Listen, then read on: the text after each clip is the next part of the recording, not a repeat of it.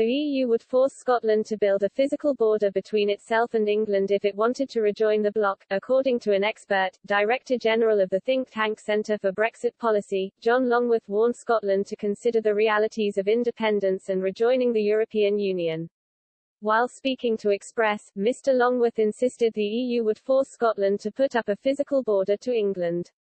He likened this to the difficulties and troubles the bloc has caused in Northern Ireland post-Brexit.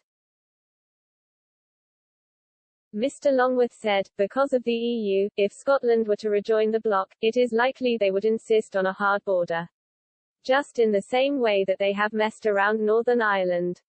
That would be very damaging for Scotland. I think Scotland would do well to think very hard about the relative merits of going it alone and joining the EU. They would do well to stick with their partners and friends in England.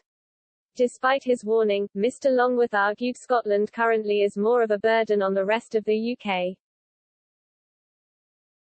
Mr. Longworth said, I don't think England and Wales would be at all impacted by Scottish independence to any great degree, in relation to its economic performance. Scotland, in essence, is a burden to England and Wales because we cross-subsidise Scottish citizens. English taxpayers are paying to maintain public services in Scotland. There is trade between the two nations, obviously, as one would expect to continue, particularly because 60% of Scottish goods go to the rest of the UK. I imagine an independent Scotland would like to maintain that.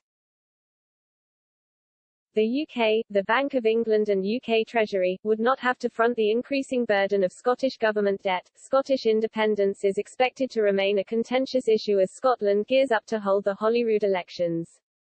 First Minister Nicola Sturgeon and her SNP party remain consistent in that they believe Scotland should opt for independence and separate itself from the rest of the UK.